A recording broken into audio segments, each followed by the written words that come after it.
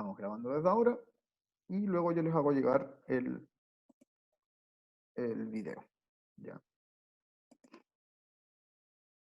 Yo voy a compartir pantalla acá. Ya, en primer lugar, chiquillos y chiquillas, vamos a establecer canales de comunicación y son los comunes. Ya me van a ir escribiendo ustedes de repente en el chat, pero también están invitadísimos e invitadísimas a que puedan hablar, ya que de repente abran sus micrófonos y puedan comentar acerca de la materia que estamos viendo. ¿Ya? Entonces, damos inicio, dicho esto, damos inicio a la clase, a nuestra clase del día. ¿Ya? Y vamos a seguir el hilo de lo que estábamos viendo la clase anterior. Habíamos tenido nosotros una clase sobre literatura latinoamericana. No sé si se acuerdan, ¿cierto? Fue hace, pucha, lamentablemente hace 2 semanas atrás, porque la semana pasada yo tuve un problemilla de salud que me tuvo con licencia igual, y tuvimos que omitir esa clase del miércoles pasado. Ya esperemos que no pase más. Hoy día entonces, la literatura latinoamericana, segunda parte. ¿Ya?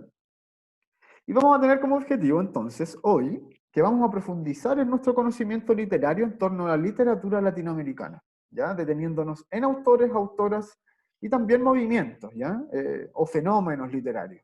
Y ahí también vamos a tener que hacer más o menos una salvedad en donde nosotros tenemos que ser capaces de darnos cuenta de repente de cuál es la diferencia, por ejemplo, entre un fenómeno literario, entre un movimiento literario. Y vamos a tener de repente subgéneros literarios también. Hay distintos elementos que nosotros podríamos analizar desde una perspectiva literaria, me refiero como de producción común. Siempre va a haber un grupo de personas que escribe sobre algún tema determinado o de alguna forma determinada, entonces forman como un conglomerado y se forma un movimiento literario. ¿Ya? También puede responder a una época, a un contexto social, ¿cierto? Nosotros vamos a escribir sobre ciertas cosas dependiendo del entorno que nos rodea y la situación histórica que estamos viviendo, nuestro contexto general. ¿Ya? Entonces vamos a también ir indagando un poco en ese contexto de escritura en Latinoamérica. ¿Ya? Súper importante que lo tengamos claro, porque muy pocas veces yo creo que nos detenemos a hablar sobre literatura latinoamericana. Pasamos de largo un poco. Sabemos que hay producciones literarias que tienen un inmenso valor pero de repente es súper necesario que también seamos conscientes del valor que esto tiene, ¿cierto? Y analizarlos desde ese lugar, ¿ya? Entonces, chiquillos y chiquillas, para iniciar esto, bueno, tener claro también que nosotros vamos a estar hablando sobre literatura latinoamericana, esta vez desde el siglo XX en adelante. En la clase anterior, si se acuerdan, estuvimos viendo un poco de la literatura prehispánica, poco pudimos ver, pero algo estuvimos hablando de eso, ¿cierto? Literatura prehispánica, es decir, antes de que de la colonización española. Después también estuvo la literatura colonial, ¿cierto? Que también es una literatura fuertemente ligada a la colonización española, ¿cierto? Cómo los españoles veían el comportamiento de los grupos étnicos que existían en América, ¿cierto? Entonces, y eso también conllevaba un gran peso de cambio en torno a lo literario, porque la literatura prehispánica había tenido que ver con las tribus indígenas, ¿cierto? Luego hay una invasión española en donde se cambia, y cambia todo. O sea, cambia el lenguaje, cambia el idioma, que es súper importante, y cambia también la forma de ver el mundo, porque tenemos un contexto totalmente nuevo que está interfiriendo en la realidad finalmente de las culturas locales, ¿cierto? Se produce el mestizaje, cambia la literatura también y llegamos finalmente a todo un proceso histórico que deviene en el siglo XX en las vanguardias, ¿ya? Entonces, para iniciar esta discusión, me gustaría a mí que ustedes me pudieran responder estas cosas, ¿ya? Para iniciar la clase entonces, si ustedes me pudieran comentar qué es para ustedes una vanguardia, en primer lugar. La primera pregunta. ¿A qué se les asemeja a ustedes la palabra vanguardia?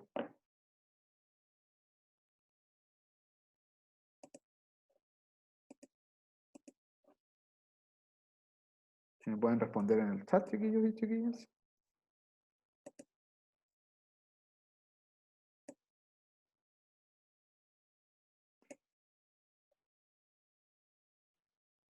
Pensemos, ¿qué es una vanguardia? Yo sé que es una palabra que de repente puede ser un poco compleja, ¿ya? O que no sabemos bien, la hemos escuchado muchas veces, pero puede ser que no le podemos dar un sentido tan claro. Pero ¿a qué se les viene a la mente? Cualquier cosa.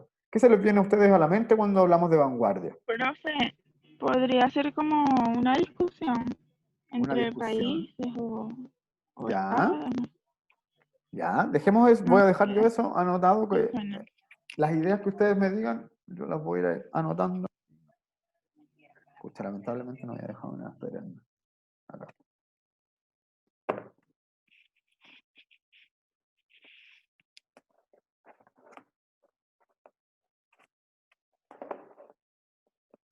Una discusión, me dice la Yaimar. Ya. Ya, el Matías nos dice por acá que se refiere a un movimiento innovador en el arte. Inició en el siglo XX y quiere corromper las cosas más establecidas o movimientos establecidos. Hasta el día de hoy siguen habiendo vanguardias. Muy bien, Matías. Esta respuesta que nos da el Matías nos da pie para poder iniciar esta discusión, chiquillos y chiquillas, porque está súper acertada. ¿Ya? Las vanguardias, así como nos dice Jaimar, son una discusión. ¿Ya? Son una discusión, pero son una discusión porque siempre van a proponer algo nuevo, rompen con un esquema anterior. ¿Ya? Eso va a ser siempre una vanguardia. Cuando nosotros hablamos de vanguardia, siempre vamos a hablar de algo que sea novedoso, algo que cambia un estilo anterior, una forma de ver las cosas o una ideología que es previa a la existencia de estos movimientos vanguardistas. ¿Ya? Las vanguardias, así como nos adelantaba también Matías, surgen con mucha fuerza en el siglo XX. ¿Ya? En el siglo XX surgen las vanguardias y son varios movimientos que empiezan a surgir al mismo tiempo. ¿Ya? ¿Por qué? Porque rompieron con el esquema de arte que existía antes. ¿Cierto? Si nosotros pensamos, por ejemplo, miren, les voy a tener un ejemplo bien certero. Espérenme.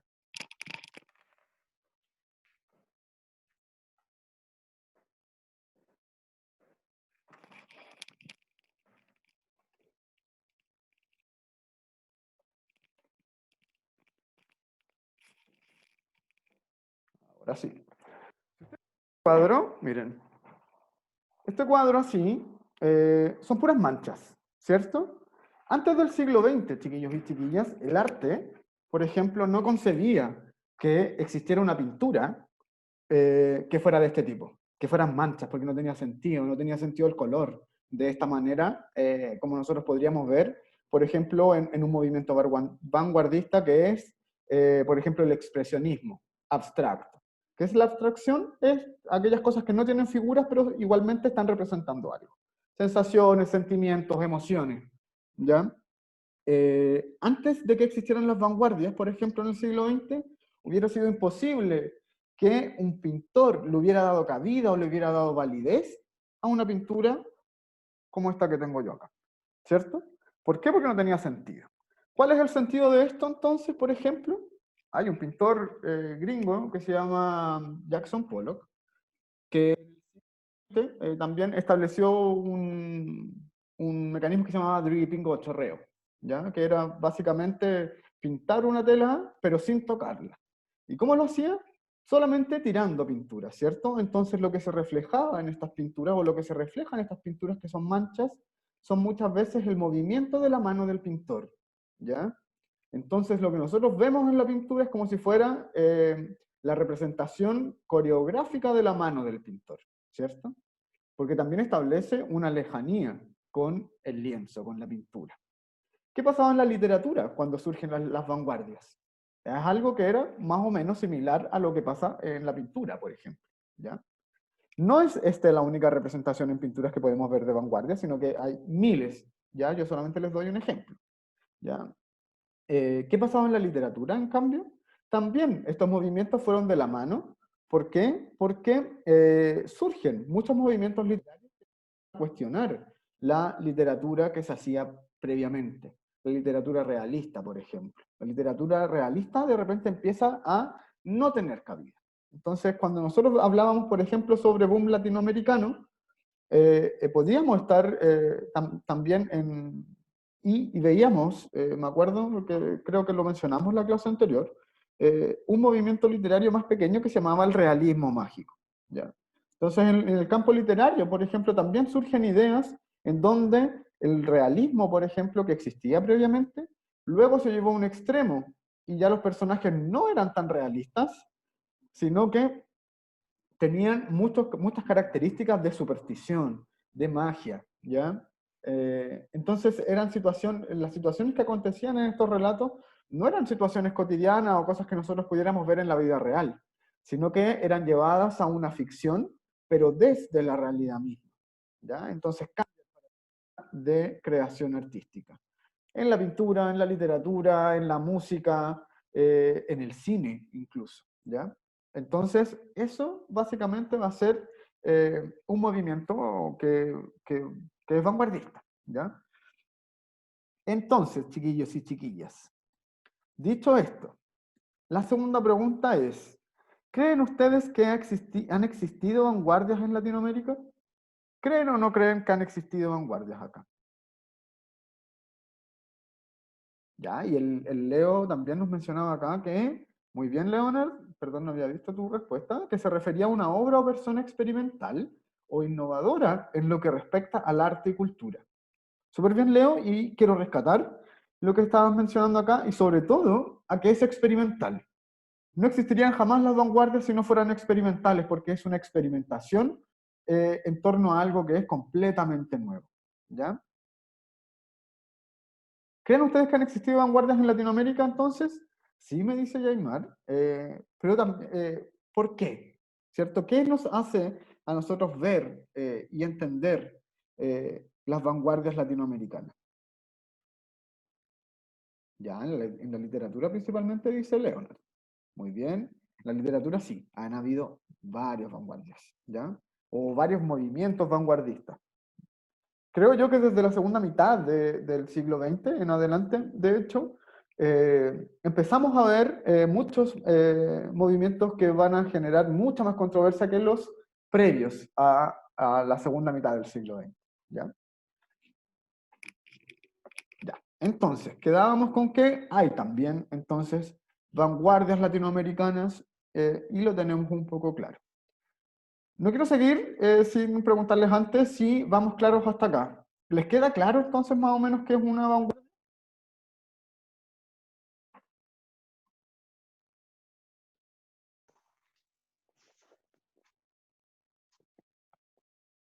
Ya.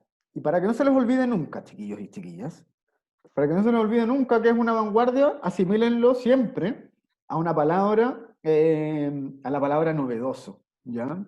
Cuando algo sea novedoso puede ser vanguardista porque es algo que rompe con el esquema que nosotros teníamos previamente, ¿ya? Es algo completamente nuevo que antes no se había visto. Entonces las vanguardias, chiquillos y chiquillas, son ampliamente creadoras. Vamos a seguir entonces. Fenómenos literarios en Latinoamérica del siglo XX, ¿ya? Vamos a tener entonces principalmente, yo escogí en verdad, acá, perdónenme si es que les dejo algo afuera que podría ser mucho más interesante para ustedes, pero creo yo al menos que es súper importante que hablemos acerca de estos dos fenómenos que nosotros tenemos en esta diapositiva. En primer lugar, el boom latinoamericano, que ya nosotros habíamos hablado acerca de esto un poco. Y en segundo lugar, la poesía surrealista. Eh, Latinoamérica, chiquillos y chiquillas, ha sido pero ampliamente también reconocido por sus poetas. En Chile también, acá en este país, yo creo que las grandes creaciones literarias también han sido poéticas.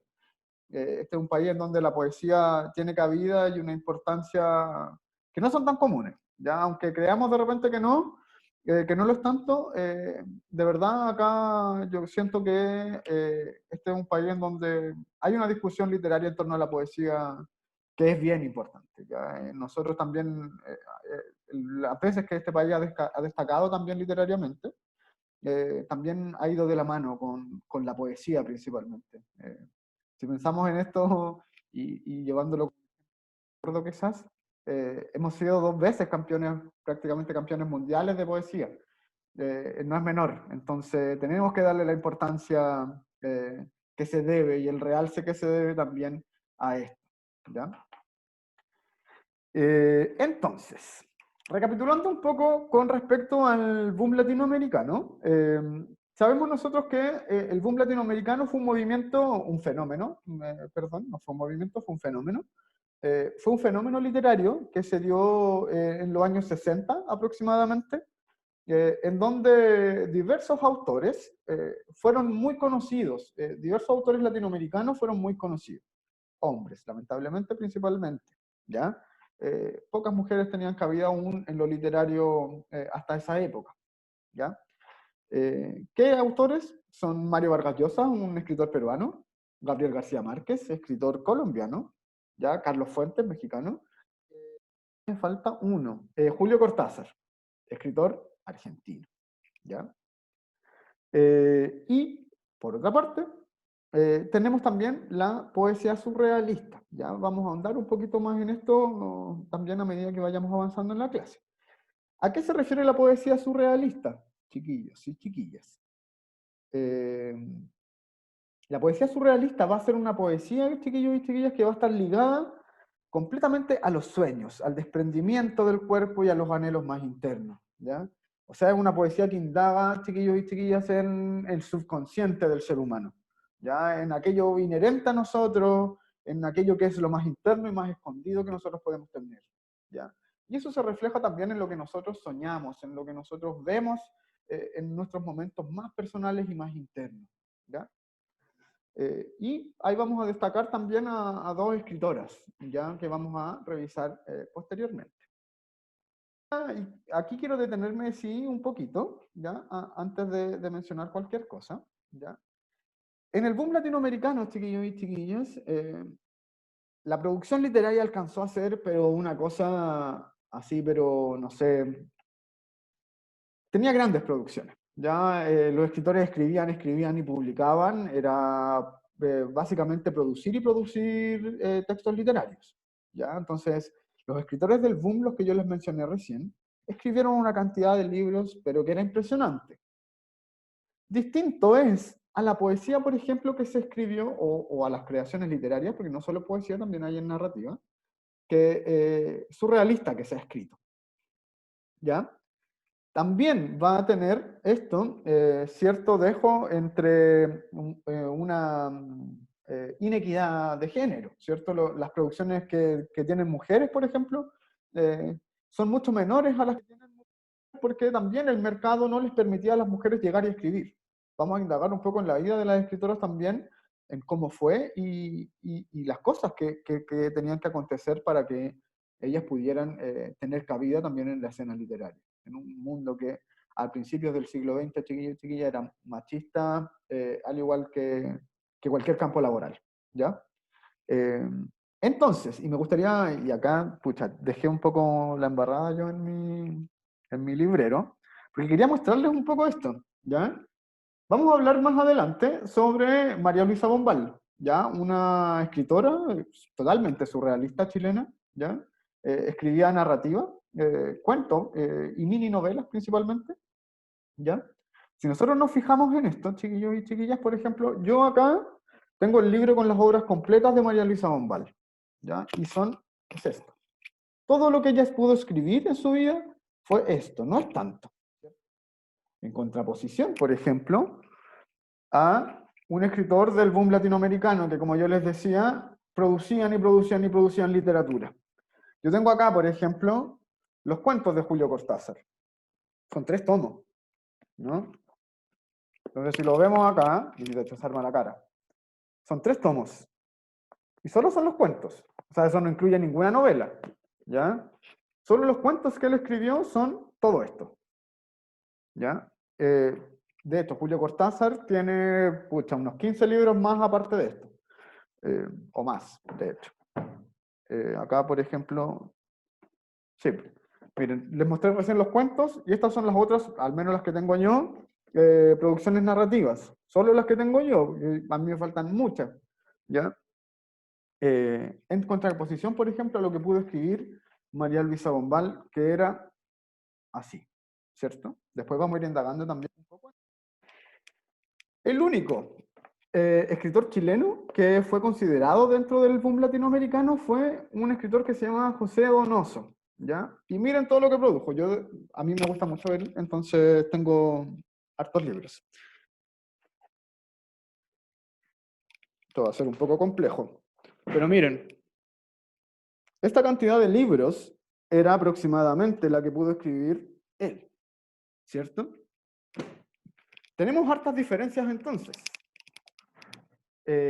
Tenemos algunos escritores que pueden escribir mucho, que tienen el tiempo para poder hacerlo, porque también el mercado literario se los permitía. Dentro del boom latinoamericano hay muchas teorías, chiquillos y chiquillas, que hablan acerca de por qué surgió esto. Una de esas teorías era el mercado, ¿cierto? ¿Por qué? Porque los latinoamericanos estaban vendiendo mucho. Entonces las editoriales le pagaban una cantidad de dinero impresionante a los escritores que ya tenían un nombre para que produjeran. Por eso, por ejemplo, José Donoso pudo producir esa cantidad de libros, en contraposición a María Luisa Bombal, por ejemplo, una escritora chilena muy reconocida, que solo pudo producir esto, ¿cierto? Gran calidad no quiere decir para nada que porque ella ya la cantidad de texto que tenga sea mucho menor, tenga menos valor. Para nada es así. Un escritor siempre se va a valer por su producción o por la calidad de sus escritos y no por la cantidad, ¿ya? Así que eso no se juzga en ese sentido. Lo que sí, y por qué les menciono esto, es porque también tenemos que ser capaces de ver, de forma crítica quizás, las posibilidades que teníamos para poder crear literatura, ¿ya? O cómo vemos la literatura, qué es lo que le interesaba a las editoriales en esta época, ¿ya? Hay diferencias entonces. Entonces, chiquillas, me gustaría compartirles un video y vamos a ver 10 minutitos de un video que habla acerca del boom latinoamericano, así que pongan mucha atención. Antes sí, ¿alguna pregunta? ¿Algo que ustedes me quieran mencionar acerca de esto?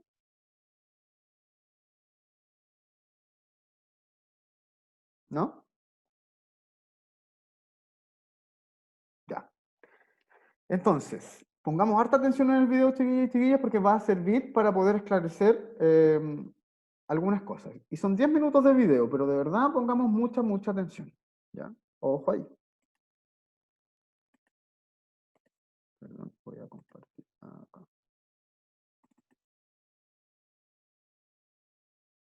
No. Voy a compartir el sonido también.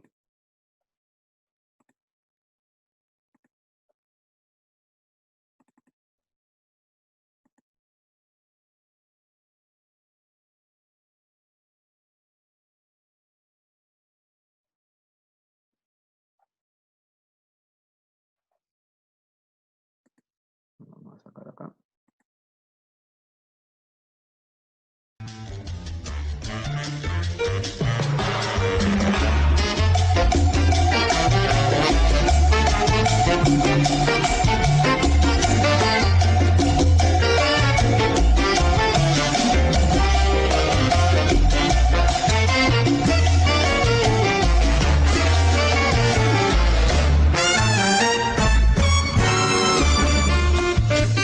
Yo creo que el boom latinoamericano es uno de los movimientos literarios más importantes que se ha dado a lo largo de la historia de la literatura en español.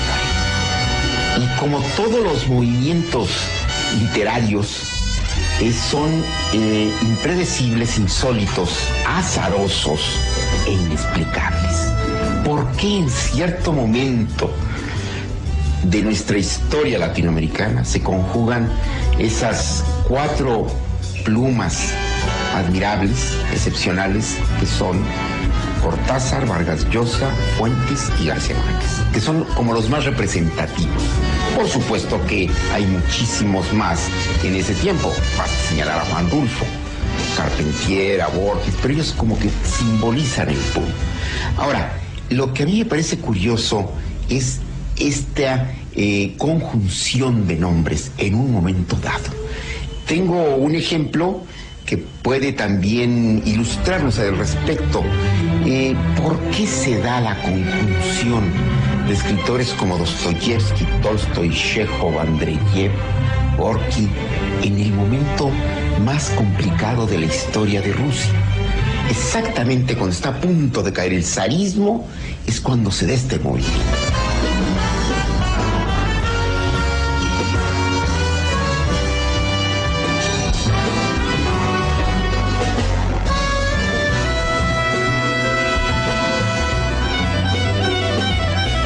Como todos sabemos, es parte del fenómeno de los años 60. Empieza antes, de alguna manera, empieza a bullir al fines de los 50, pero poco. Yo creo que es un tema de los años 60, 62, 63, 64. Se arma también en parte alrededor de la invasión, la toma de Cuba por Castro, del 60. Es un fenómeno que va creciendo en realidad. Hay un momento en que Rodríguez Monegal, el crítico uruguayo, arma toda la estructura y acuña la palabra boom para reunir a todos estos escritores que en realidad latinoamericanos, que en realidad eran amigos entre sí. Se acabó la ley, me gusta la población, el bullicio y el gentío. El boom nace más bien como una reunión de amigos. De algún modo Fuentes, García Márquez plantearon el nacimiento de ese boom con aquel viaje juntos que hicieron a Praga para visitar a Milan Kundera. Debe ser hacia el año 63, 64, tal vez un poco más tarde. No hay que olvidar que García Márquez se incorpora en el año 67 y que hay otra figura del boom también trascendental, es Mario Vargas Llosa. Eran muy jóvenes todos, compartían casi la misma tanda generacional. Y ese tipo de amistad derivó en un fenómeno que impresionó mucho a los editores y que creó un éxito instantáneo, sobre todo porque por primera vez los lectores de América Latina descubrieron que tenían una literatura propia, que les hablaba a ellos. Grandes masas analfabetas en América Latina empezaron a leer a los autores del boom. Yo tenía una empleada doméstica en Caracas que no sabía leer, pero se sabía las 10 primeras páginas de 100 años de soledad de memoria. O sea que el boom influyó de algún modo en los hábitos de lectura, en la vida de las gentes, a través de estos 4 autores centrales y una serie de otros astros menores, digamos, de esa constelación.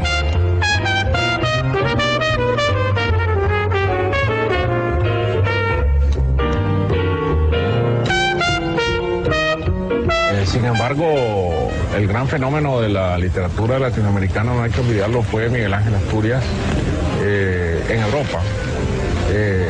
Y el hecho es que ambos inventaron eso que se llama el realismo mágico, que se matriculó como el realismo mágico, y son escritores que tuvieron lectores, como decía, sobre todo en Francia. Pero este fenómeno universal de la literatura latinoamericana hacia otros idiomas, hacia Europa, viene a darse hasta los años 60. Antes, novelas como Doña Bárbara, de Rómulo Gallegos, como Segundo Sombra, eran más novelas hacia América Latina que hacia afuera.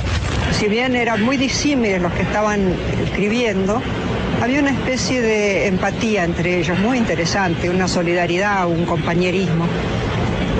Después, por ejemplo, Vargas Llosa se fue apartando de toda esa simpatía de izquierdas que tenían todos. Y bueno, cada uno fue haciendo cada vez más y teniendo fama por su lado. Pero ese momento de agrupación que también sucede en Barcelona. Barcelona se había convertido un poco en el centro del boom, quizá porque allí vivía Carmen Balcells, que fue la gran agente literaria que le dio un impulso a este movimiento. Y lo interesante para mí es cómo encaran el lenguaje, cómo encaran la literatura desde otro ángulo. Empiezan a hablar desde otro lugar, un poco partiendo de las propuestas de Carpentier de lo real maravilloso. Esa es la línea García Márquez, digamos. Otra tenía la línea, Cortázar era un hombre mucho más cercano a la patafísica, sería la línea Macedonio Fernández, una línea más argentina, más, digamos, de tierras frías. Hay un boom de montaña, que es el de Vargas Llosa, hay un boom de trópico, que es el de Gabo, hay un boom de la metrópolis, de aquello que casi no tenía literatura metropolitana, que es Carlos Fuentes y México, ¿no? México, Carlos hace una literatura urbana muy interesante, y esta polifonía, él crea esa polifonía. Así que cada uno van creando su propio estilo, pero hay un ambiente, hay una especie de conjunción de alma que a mí me parece muy interesante entre ellos. Y además, podría decir que cambian el paradigma. Se ha hablado mucho de los cambios de paradigma, ¿no? Desde Prigogine.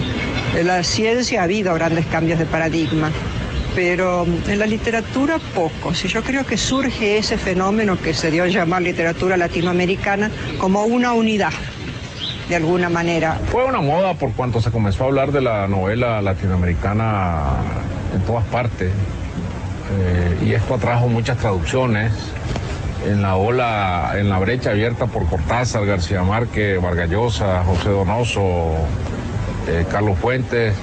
Por ese boquete se fueron muchos que nunca valieron la pena como escritores, pero eso así es, ¿no? En el boom, porque fue un boom comercial, entonces las editoriales compraban cualquier cosa que viniera de América Latina, en Alemania, en Francia, en Italia, ya no se diga en España. Pero cuando estas grandes tempestades se producen, uno tiene que ver lo que quedó allí sobre la arena, ¿no? Una vez que la tempestad pasó.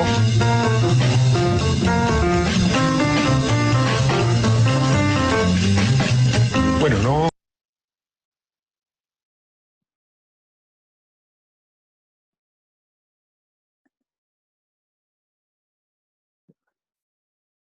Ya, vamos a dejar hasta esa parte, ¿ya?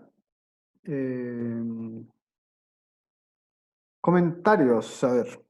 Espérenme, déjenme volver a la diapositiva. Que esto no me deja sacar el video. Ahora sí.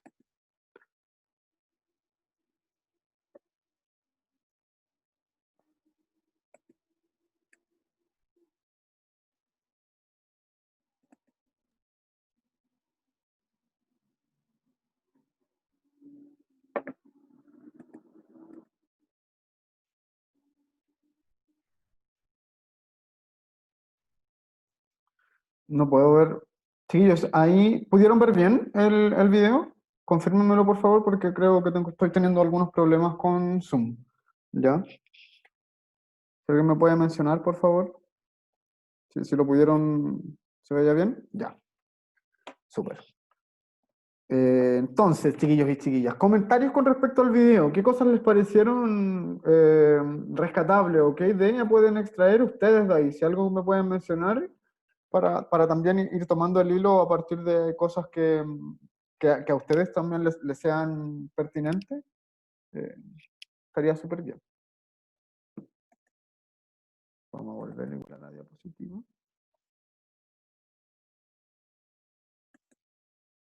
Bueno.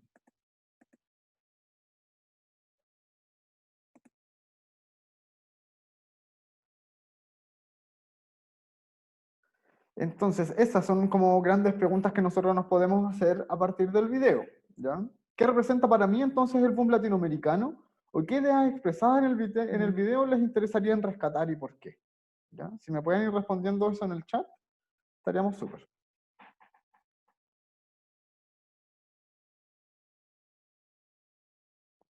O si lo quieren hablar, mejor aún.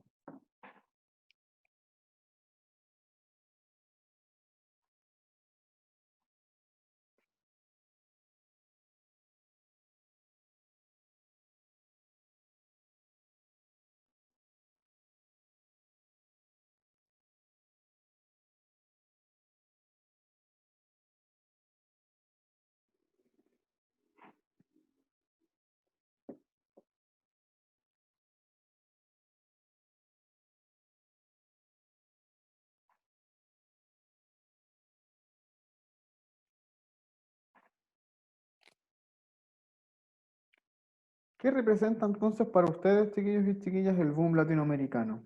¿Qué es?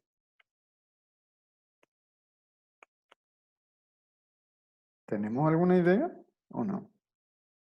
Si no la pudieron entender, chiquillos o chiquillas, de verdad, coméntenmelo también. No es la idea acá que después nos vayamos, termine la clase y nos hayamos quedado con algunas dudas, ¿ya? O que no hayamos comprendido bien qué es esto. ¿Ya? Si no están entendiendo bien de verdad a qué se debe, qué es este fenómeno literario, ¿ya? Coméntenmelo igualmente.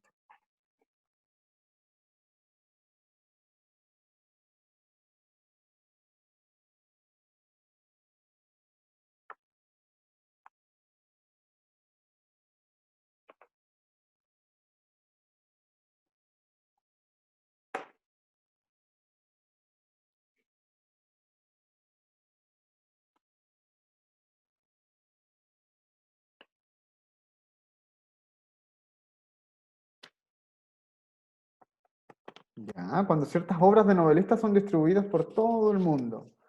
Más bien un grupo de novelistas. Sí, muy bien. ¿Ya? Pucha, Yaimar. Pucha, no te juzgo por eso. Pero tratemos de estar un poquito más atentos, ¿ya? No nos queda tanto tiempo, ¿ya? Así que en lo que queda de tiempo, tratemos de poner el foco acá. Ya, yo sé que están cansados y que tienen también distintas situaciones personales que de repente interfieren, pero tratemos de tener el foco acá algunos minutitos, ¿ya? Resumiendo, sí, chiquillos y chiquillas, el boom latinoamericano va a ser un momento entonces en donde distintos autores latinoamericanos, en los años 60 principalmente, tienen mucho realce internacional y empiezan a ser conocidos y distribuidos por todo el mundo. De verdad se hacen demasiado famosos. ¿Ya? O sea, si pensamos en los autores del boom latinoamericano, de hecho hay dos premios Nobel de literatura dentro del boom latinoamericano, que son Gabriel García Márquez y Mario Vargas Llosa, ¿ya? Colombia y Perú. Entonces, dicen por acá, podría decirse que como un llamado de atención para la gente, tanto como por dentro como fuera de Latinoamérica. Ya, súper bien. Y era también un llamado de atención a la gente, ¿por qué? Porque era por primera vez que se estaba realizando literatura latinoamericana para Latinoamérica, ¿ya? Antes se hacía literatura en Latinoamérica, pero para que se fuera fuera solamente, ¿ya? Y por eso también se da que la literatura latinoamericana a tener cabida en el mundo entero, porque empieza a mostrar la realidad latinoamericana, ¿ya? No es algo que se haga para exportarse solamente, sino que se hace para que las personas latinoamericanas también puedan entender el contexto en que viven, ¿ya? Y tenemos distintos tipos de creadores, como dice en el video. Teníamos a Vargas Llosa, por ejemplo, contando una literatura totalmente andina, ¿ya? Para los peruanos, chiquillos, la vida altiplánica es demasiado importante, ¿ya? Entonces él también refleja un poco eso. Gabriel García Márquez, por ejemplo, hace una literatura mucho más caribeña, que tiene que ver mucho más con la magia, la magia y la superstición que se vive también en un contexto tropical, ¿ya? Por otra parte teníamos a Carlos Fuentes, por ejemplo, haciendo literatura urbana, que es la literatura de ciudad latinoamericana, que es distinta a la ciudad europea, ¿cierto? Y por otra parte también teníamos a Cortázar, nuevas formas de escritura y cuestionando también mucho el entorno social, ¿ya? Y jugando harto con eso a través de sus escritos, ¿ya? Ok. Entonces, también el Matías nos comenta por acá que le interesa cómo empezó todo con el género que habían nombrado, ¿ya? Y cómo se originó originalmente en España, ¿ya? Claro. En España, entonces, en Barcelona parecía ser la cuna de los escritores del boom latinoamericano, porque ahí le estaban dando mucha más cabida para que su literatura tuviera realce internacional.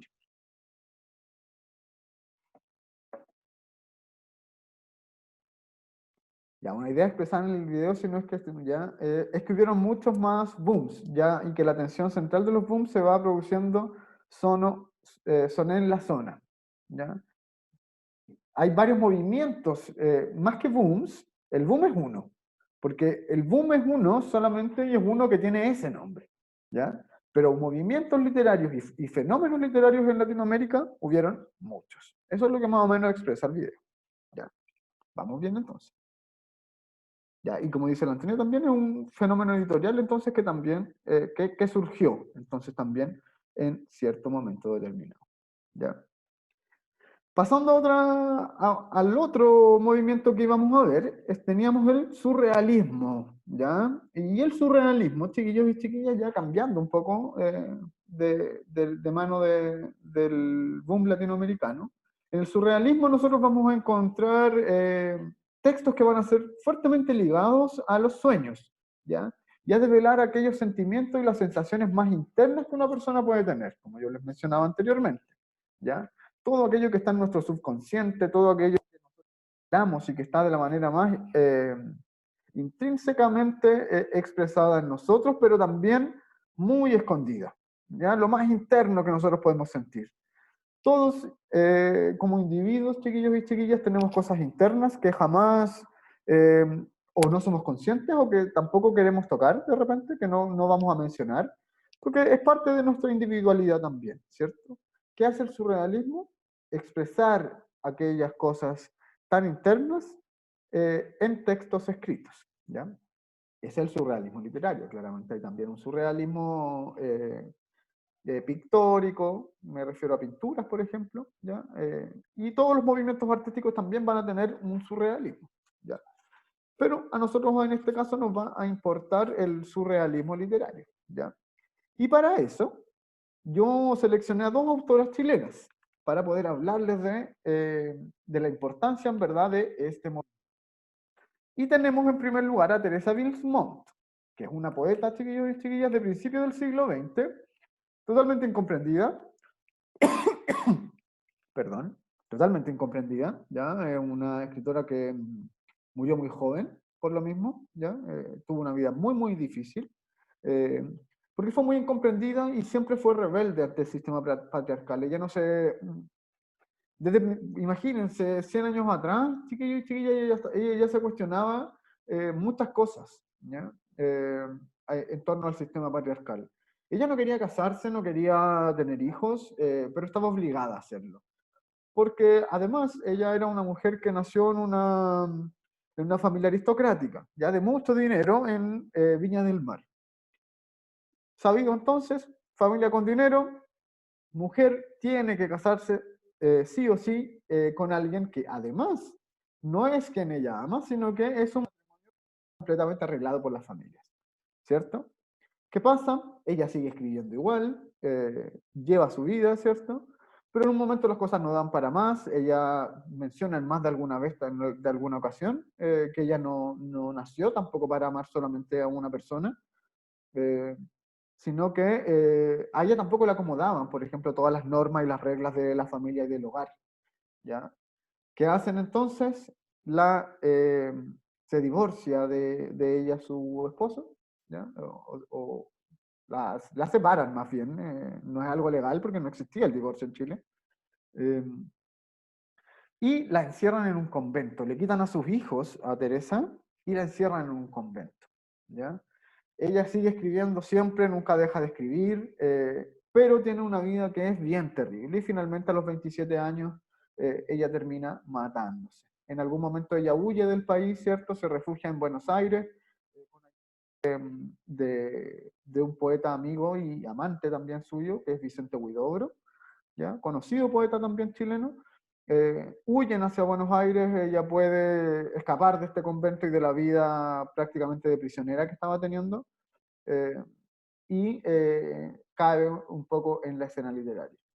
Pero sigue extrañando mucho a sus hijos, se los quitaron, no se los permiten ver, y en algún momento ella viaja a París porque sabe que su suegro estaba con sus hijos en París. Ya, ella va para allá, de alguna manera logra verlos, pero no puede finalmente con la pena que siente al tener que dejarlo nuevamente y se mata. ¿Ya? Muere muy joven, dada todas las dificultades que tuvo que enfrentar en su vida, digámoslo así. ¿Ya? Para que conozcamos un poco más de la vida de Teresa Bilsmont, bueno, existe una película, ¿ya? Una película que yo encuentro que está... Y me gustaría mostrarles también el tráiler de esta película. ¿Ya?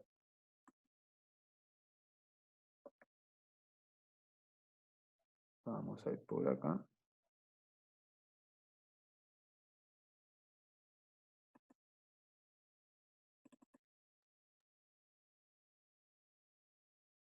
Perdón, no compartí sonido ni mejoré el... Así.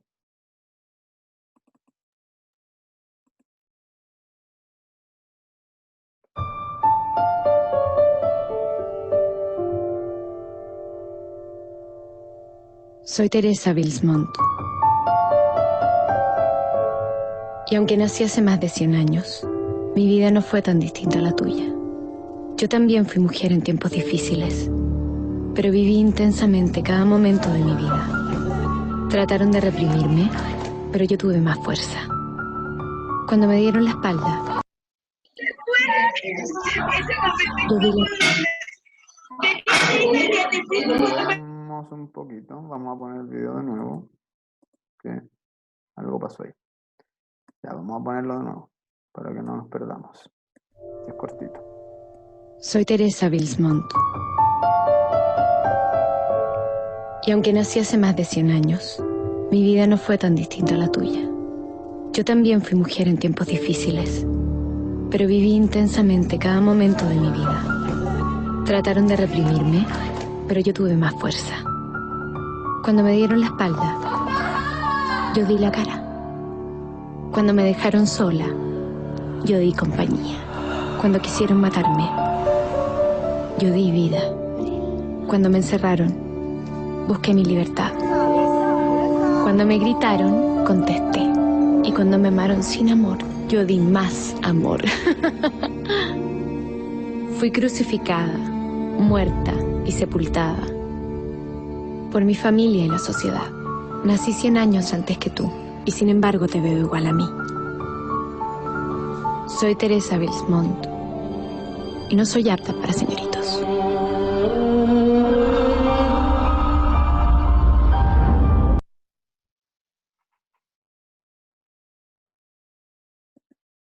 Vamos a compartir ahí. Esa es Teresa Bilsmont, chiquillos y chiquillas. Una figura bien controversial. Yo creo que literariamente su figura también no había sido tan estudiada muchas veces. Muchas veces se dejó de lado un poco el estudio de esta mujer, ¿cierto? No había tenido valor hasta una época ya más tardía, ya muy posterior a cuando ella estuvo viva. ¿Ya? Entonces no es reconocida en vida, pero póstumamente y muchos años empieza a tener un reconocimiento, porque se empieza el mundo y el país también a dar cuenta de que todas las cosas que ella vivió fueron un castigo social finalmente, ¿ya? Entonces es básicamente también entender cómo funcionaban y cómo funcionan un poco las leyes sociales, ¿ya? Perdón, quiero compartir de nuevo las diapositivas.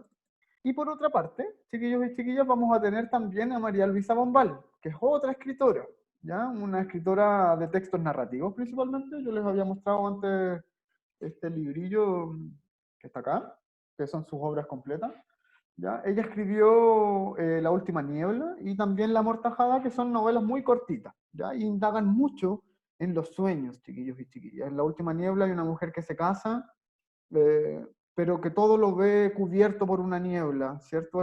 Es un lenguaje muy poético, aunque sea narrativo. Ya existe algo que se llama prosa. Creo que María Luisa Bombal encaja completamente dentro de ese tipo de escritura. Eh, ella es una mujer que en La última niebla, en uno de sus libros, tenemos una protagonista, por ejemplo, que luego de casarse describe mucho su entorno, pero siempre lo describe de una manera súper velada. Velada me refiero a porque está cubierta por una bruma, por una niebla que no deja ver tan claramente nada. ¿Ya? Y ahí van aconteciendo distintas cosas también. Y por otra parte tenemos también otra novela que ella escribió que se llama La amortajada. ¿Qué es la mortaja? La mortaja, chiquillos, es la ropa que utilizan las personas en su funeral. ¿Ya? Es con qué ropa me visten a mí cuando me muero. ¿Cachai? Esa es la mortaja. Eso es. ¿Y de qué se trata la amortajada? La amortajada se va a tratar principalmente de una mujer que en su funeral mismo de su cuerpo, ¿ya? Y empieza a ver a todas las personas que están alrededor de ella en su funeral. Y empieza a relatar la vida de ella con esos personajes o con esas personas que ella ve alrededor de ella en su funeral, cómo habían sido con ella en vida, ¿ya? Entonces tiene todo un relato en torno a la ficcionalidad, en torno a lo que sentimos más internamente con respecto a nuestro entorno, ¿ya? Entonces, en esas cosas más o menos van a ir indagando estas autoras, ¿ya? También hay una película de María Luisa Umbali y me gustaría también mostrarles el tráiler, ¿ya? Para que nos vayamos haciendo una idea de cómo es un poco la imagen y la figura de estas escritoras. Voy a compartir acá, sí. Esta película es un poco más actual. Así que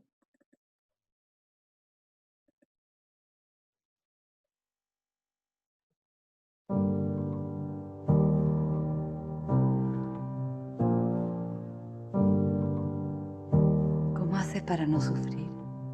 No ando en busca de mi alma gemela. Sí. Supongo que ese es mi problema.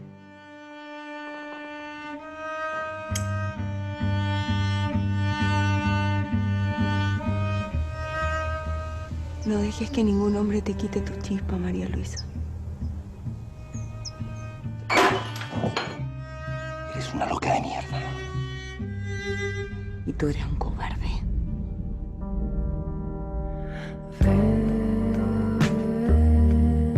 Estás casada con un homosexual a vista y paciencia de todo el mundo y a ti parece que eso ni siquiera te importa.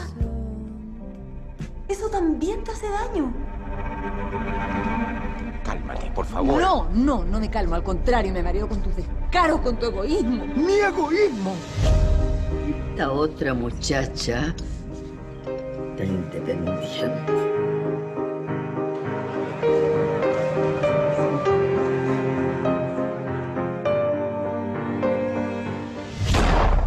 ¿Y ahora cómo voy a vivir, Beatriz? No sé cómo voy a vivir. Como siempre lo has hecho. Escribiendo. Y las palabras sobre el papel. Necesito verte. Y quitan la sed. No te quiero ver nunca más. Yo no quiero que me digas estas cosas en la calle. Si cierro la boca y me dejo llevar. Llamó un periodista de la revista Sur, que está aquí en Santiago. Allá adentro no hablan de otra cosa que de tu libro. Ahora te diré bombal. ¿Te parece poco lo que hiciste en ese café? ¡Todo es una tragedia aquí! Cierro la boca y me dejo llevar.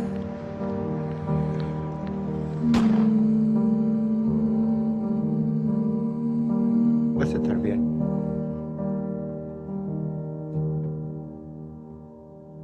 Sí.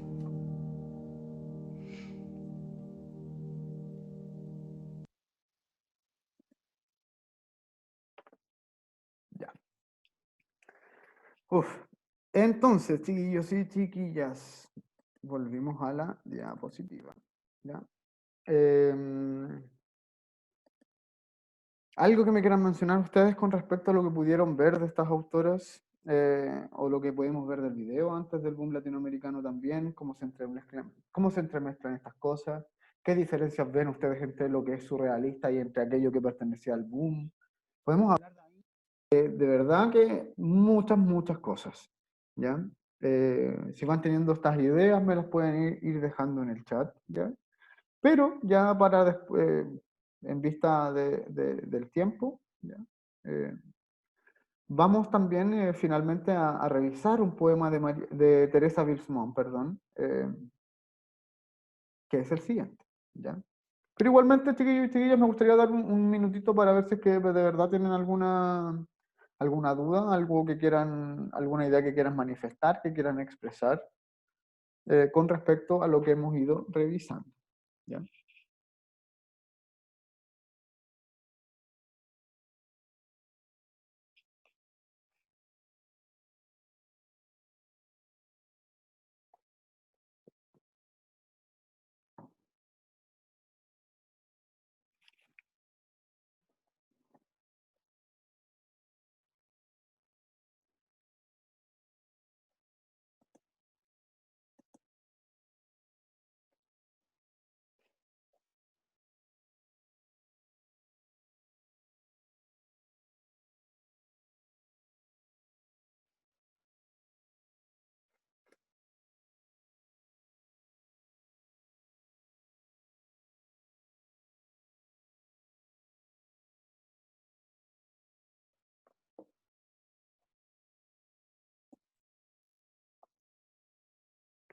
¿no?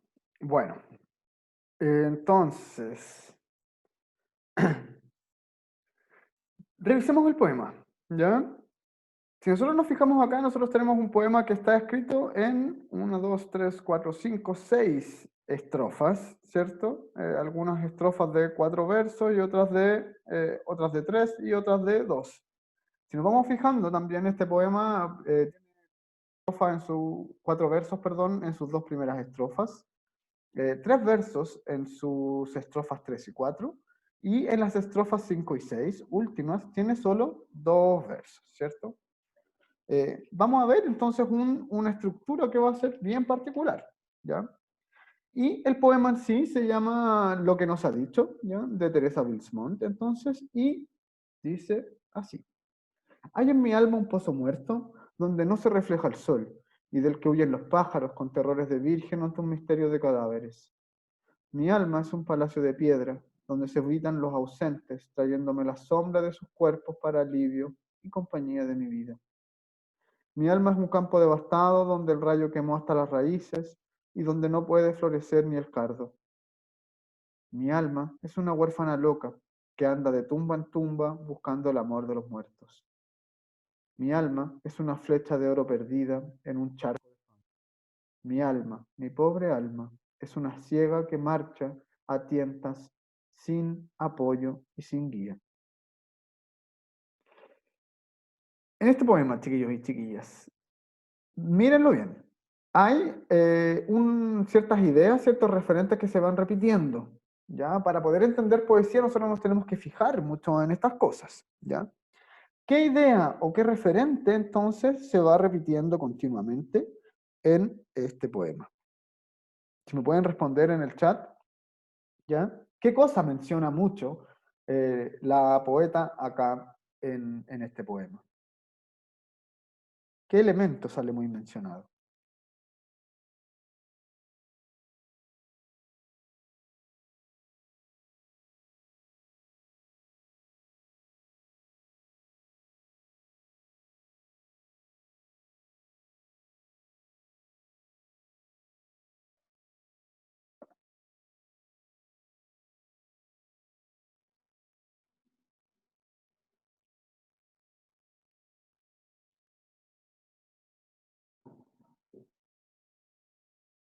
Ya, súper. Sí, hay una repetición entonces, chiquillos y chiquillas, del referente alma, ¿cierto? En mi alma hay un pozo muerto, dice, mi alma es un palacio de piedra, mi alma es un campo devastado, mi alma es huérfana loca, mi alma es una flecha de oro perdida, mi alma, mi pobre alma, ¿ya? ¿Ya? Yaimar, estábamos preguntando qué idea o qué referente se repetía continuamente en este poema. ¿Qué idea referente se repetía continuamente entonces? Era el alma. ¿Ya? Este es un poema que va a hablar mucho sobre el alma de una persona, ¿cierto? Y no hay nada más interno, nada más intrínseco que podamos entender o que podamos concebir que esta idea de que tenemos un alma, ¿cierto? De que tenemos algo interno que de repente sufre, que está dañado, ¿ya? Porque si nosotros vemos acá, este es un poema que oculta mucho dolor, ¿ya? Si nosotros nos damos cuenta, y teniendo ya la idea de que Teresa Bilsmont no tuvo una vida muy fácil, ¿cierto? De que tuvo que vivir con muchos problemas y tuvo que enfrentar muchas cosas que fueron muy dolorosas para ella, ¿ya? Nosotros en su poesía también nos damos cuenta de esto, ¿ya? ¿Por qué? Porque dice que en este poema, chiquillos y chiquillas, ella finalmente, ¿qué está diciendo? Que aquella parte más interna suya está completamente dañada, que tiene mucho dolor, que está huérfana, ¿ya? Mi pobre alma, dice, incluso, como que hasta ella misma tuviera pena de sí misma. Es algo completamente desolador, ¿cierto? Y vemos acá una persona, pero completamente situaciones que le han acontecido, ¿ya? Surrealismo entonces, ¿por qué? Porque se refiere mucho a una parte muy interna de una persona, ¿ya? ¿Se entiende un poco entonces esta idea? Espero al menos que sí, ¿ya? Y ya llegando al final, chiquillos y chiquillas, para terminar, ¿ya? Me gustaría hacerles estas dos preguntas, ¿ya? ¿Qué me pareció más relevante de lo que aprendí hoy? ¿Ya? ¿Y por qué creo que es importante revisar la literatura latinoamericana? Yo les había hecho estas mismas dos preguntas al finalizar la clase anterior y me gustaría ver si puedo encontrar diferencias en esto.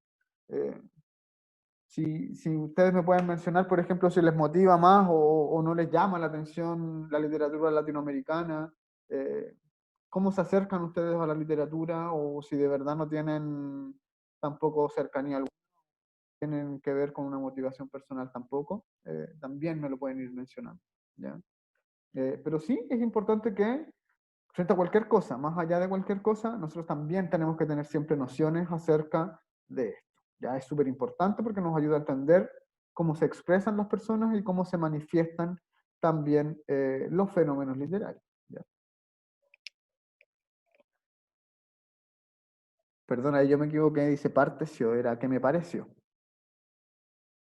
¿Qué me pareció más relevante de lo que aprendí hoy y por qué creo que es importante revisar la literatura latinoamericana?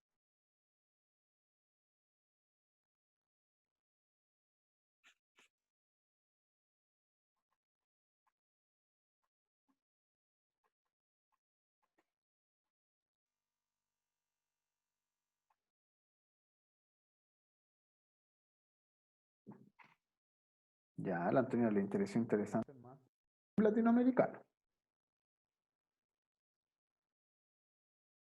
Los demás chiquillos y chiquillas participen. ¿Ya? Vamos a dejar de compartir un poquito acá para ir preguntándoles quizás a los demás. ¿Ya? La Vania, que no le he visto hoy día comentar. Sí, Jaymar, estas son las mismas preguntas que habíamos hecho la otra vez, pero ahora son en relación, y se los mencioné también, son en relación a lo que vimos hoy, ¿ya? Esta es la segunda parte de literatura latinoamericana, ¿ya? Entonces tenemos que ver qué diferencias tenemos hoy también con respecto a lo que vimos en la clase anterior, ¿ya? Si me pueden ir respondiendo, chiquillos. Ya, también vamos a ir aprendiendo de temas que van a ir siendo interesantes. ¿Alguien más, chiquillos y chiquillas?